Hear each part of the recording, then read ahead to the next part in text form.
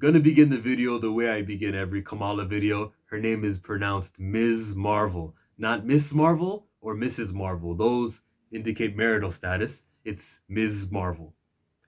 So this fictional character, the Disney Plus series, was supposed to be filmed in September of 2020. That's been moved up to April of 2020.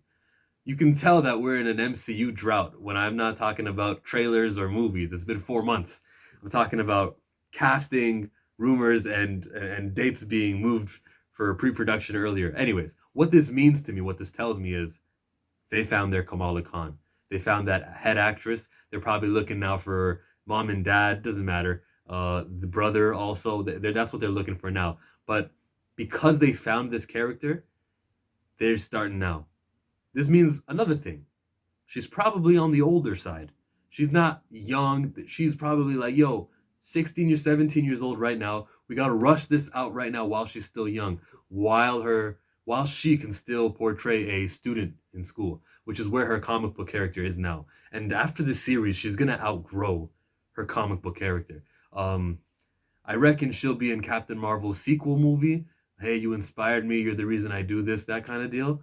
If that doesn't happen, if there's not already a scene like that in her own Disney Plus series, um, but this is good news and bad news. Yeah, I'll get it earlier, but like this one also needs to be around that young teenage age when they do Amadeus Cho and eventually Miles Morales will show up in here. And it's one thing for them just to show up. Yeah, nice. We got our first ever. We got a Pakistani from Jersey City being represented. Okay, that's great. But then what next, right?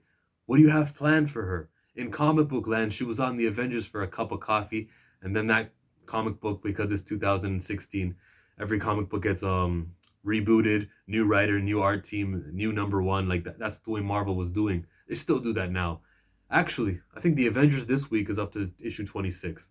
Immortal Hulk is up in around 26. They haven't renumbered Captain America in a while. He's at issue 15, I think. Same with Black Panther. Who else is up there?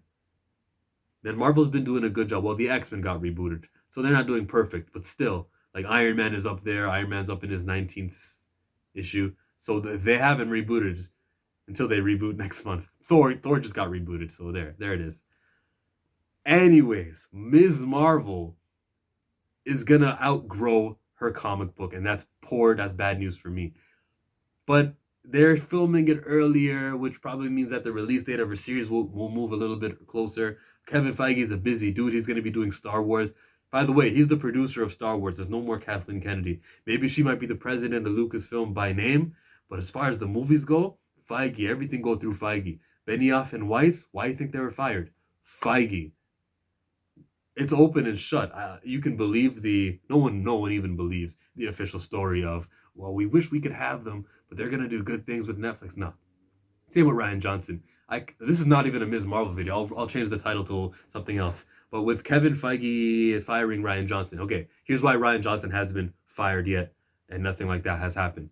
Because Disney, they have some sort of honor system where we're not gonna make you guys look bad, Benioff and Weiss.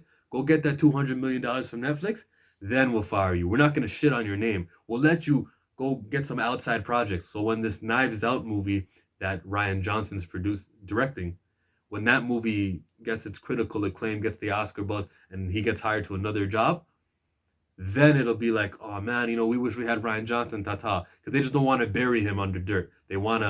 That's how they roll. They want to appear like the good guys. So that's what's happening with Ryan Johnson. He's not getting no movies. Trilogy. They promised him a trilogy. Kevin Feige is coming in here saying no more divisive directors and screenwriters.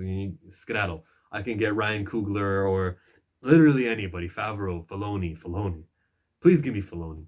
Make Filoni the new president of Lucasfilm. Who's going to complain about that? You need a guy who knows his lore. And with Mandalorian, him and Favreau are, apparently he's getting better, right? He's getting Taika Waititi. I saw him do an interview on Collider Interviews. It might be the YouTube channel. But I saw him say that all the different directors coming in, I would learn from them. This guy is doing some on-the-job training. Not that he needs it. I feel like he knows everything he needs to know about Star Wars. But now he's learning the camera stuff. They're doing a good job of grooming him. You can shit on Star Wars for many reasons. I do, for many reasons. But the way that they're handling Dave Filoni, dude is in his 40s. 40s. Your money making years, this guy can go 20 years now of just being the king of Star Wars, giving us greatness. So Star Wars is fine. Yeah, that last movie was very bad. Episode 9 could be good. I crapped on the trailer, right? But they didn't give us a lot in the trailer, which, what are we going to talk about 40 years from now? The movie trailer or the actual film? So all the surprises I'll be getting in the movie is going to be great. Will I go see it? I can't. I need to hear Christian Harloff's. I need that guy's approval. I need people to tell me this is a Tyrone Mag. I need every YouTuber who I watch to say, they came around, or it wasn't as bad as the episode 8 movie was. Then maybe I'll go watch it. Maybe I'll pay my money to go see it. But unless I get that guarantee from the people who are gonna watch that movie anyways, I can't see that movie. And this isn't like Joker where I said, yeah, I had no interest in watching this movie, and then I saw it on opening weekend. It's not like DC Warner Brothers did anything to offend me. These dudes offended me with episode 8, making Luke a villain, making Luke walk up to a little kid in his own family, try to slay him, when in the last episode 6, the movie we used to refer to as Jedi, but then fucking idiot Rian Johnson had to name his movie The Last Jedi. How are you going to use the title, the word Jedi in your title? Then it just confuses our fans. We used to be able to call episode 6 Jedi. But anyways, in Jedi, he saw his dad, got that lightsaber, about to kill him. The villain, Palpatine, goes, yep, finish him off, complete your journey to the dark side. He saw a glimmer of hope, put that saber down and said, nah, I'm a Jedi like my father before. He said no for a little bit of this evil Vader, the greatest villain, one of the greatest villains in cinema. He said, nah, I'm not. So you're telling me a guy who saw a glimpse of good, this little molecule of goodness, right there, you see it? It's a molecule. It's actually like that. See, I got that HD camera too that I can signify. So that's how little he saw of good in Vader. And it came to fruition, and he succeeded his mission. He won. So you're telling me you see a little bit of bad on your nephew, and that caused you to walk to the sky in his sleep, ignite that lightsaber. Oh no, I'm having second thoughts. Oh, it's too late. No, nah. That's not Luke Skywalker. That is a blatant contradiction of his character. Why am I shitting on this guy right now? So I started with Ms. Marvel, and I'm finishing with Star Wars. What am I gonna title this video? I don't know. You'll find out, or you already know what I titled this video. So thanks for watching the video. Subscribe to the channel if you haven't already. I'm guessing everyone watching this is a subscriber. It's not going to be a sexy clickbait title. Like the video if you like me. Bye.